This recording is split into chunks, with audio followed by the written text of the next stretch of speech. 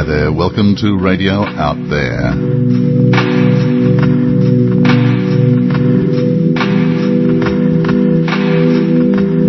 This week we're going to meet as our special guests the author of Co-Evolution, the true story of a man taken for 10 days to an extraterrestrial civilization, Alec Newald.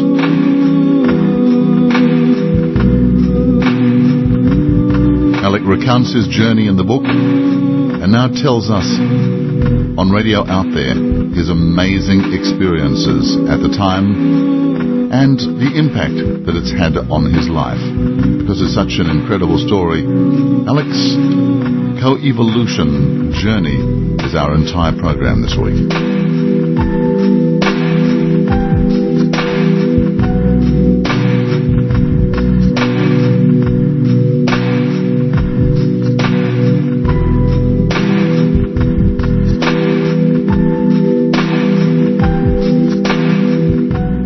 Alec, good to talk to you and meet you at last. Having read your book, Co-Evolution, it's good to speak to the man behind it.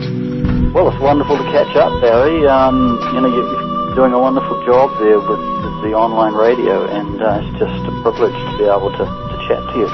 Now, your book, Co-Evolution, was actually written about 10 years back, wasn't it? So, and the experiences you had in there, which we're going to talk about, happened quite a few years ago. How do you look back on your book now, 10 years down the track?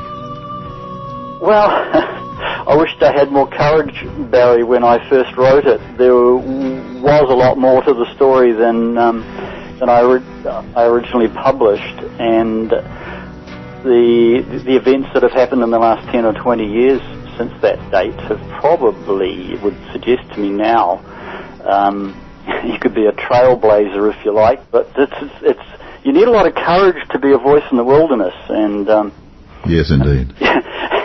And Stephen Greer, I think, is almost a voice in the wilderness. Unfortunately, he's the only one telling the truth about a lot of things on this planet. And now I wish that perhaps if I'd written Co-Evolution in a slightly different manner, it might have helped him even more. But you got in first, and it's very interesting because I read Stephen Greer's book. Almost 2 books, I think, before I read yours, and I found the correlation between the two. A lot of the information there was amazingly similar, and yet your book had been written a long time before. So when we start to talk about contact with visitors from other worlds, then there seems to be this kind of correlation that exists between your story, Stephen's story, Richard Boylan, and so many other people. So it's not just coincidence.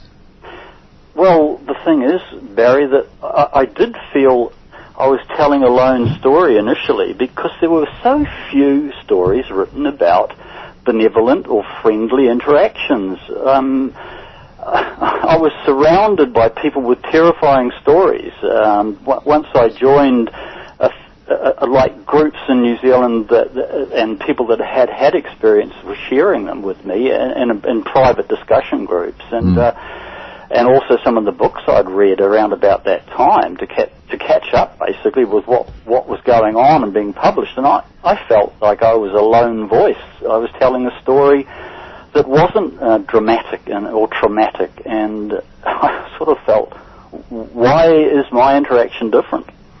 But of course we've found out since then, thanks to Stephen Greer and some other people, that perhaps those other terrifying stories are not as real in the terms of off-planet interactions as we would perhaps like. Yes, for those who haven't read Stephen's book, he makes the point that a lot of these so-called abductions are actually manipulated by forces on this planet and not from other worlds for their own purposes. Yes, well, the first people have asked me, why didn't you ask this or why didn't you ask that while I was having this interaction? Like, you could come back with a lot more information and perhaps help us out a bit more. And I kind of like it to those almost critical people or debunkers that ask me, why didn't you ask this question or that? I said, well, put yourself in the seat of a Formula One race car for the very first time. You're doing 300 kilometres an hour and there's some corners coming up. what deep philosophical questions do you ask yourself in that situation? It's like, good grief! Oh my God! Here's a corner coming up at 300 kilometres an hour. What do I do now? Yes. Good grief! I survived that moment. Will I survive the next? And you just don't think as deeply as you might when you're resting back in your lounge suite, at home 3 or 4 months or a year later, and think, oh, all those questions I should have asked. Yeah. Well, let's go back to the beginning here now that we're getting your sort of story from this end. Let's start at the other end, back at the time when you were driving out of Auckland, and all of a sudden this event happened that changed your life. In effect, you disappeared.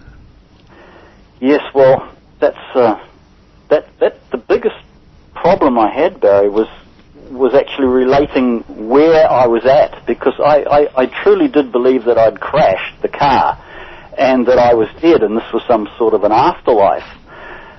Because so it had a surreal kind of a feeling to it. Exactly. Nothing had any, to me, nothing seemed to have any real definition to it.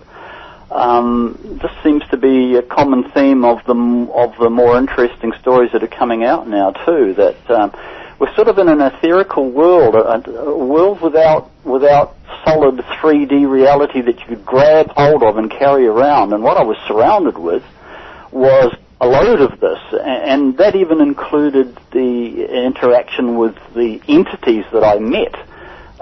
You can't relate this to an extraterrestrial, or it would be closer to a ghost. So, and because I wasn't too au fait with extraterrestrial stories and UFOs and the whole gambit. So you weren't into it at that stage? No, I didn't realise that such a thing even existed as interaction between Earth people and interdimensional entities or extraterrestrials or whatever you like to call them. So it was the mind was numbed by the whole event, and it took me most of my interaction to come to terms with it. So looking back on it now, and this feeling, as you said, you had this, what happened? The car actually stopped, and you feel as if you were sort of then transported into a different reality. Well, I was driving the car one minute, and the next the car was nowhere to be seen, and it didn't feel like I had a body, actually. That's where the death scenario comes into it. I felt totally as if I'd been put through a sieve. I think I mentioned that in the book. It felt like all the solid parts had been sifted out, and here I was in a sort of a glowing or a ghost-like entity drifting around, not really touching the ground, and having no walls of any description around me in a huge space, and all there was sort of, in the far distance, was some ghost-like entities, and well, you can imagine. So did you feel as if, I mean, now it's easy to sort of think about it, but if you can recall at the time, did you feel as if you were sort of an energetic form, or just disembodied, or what?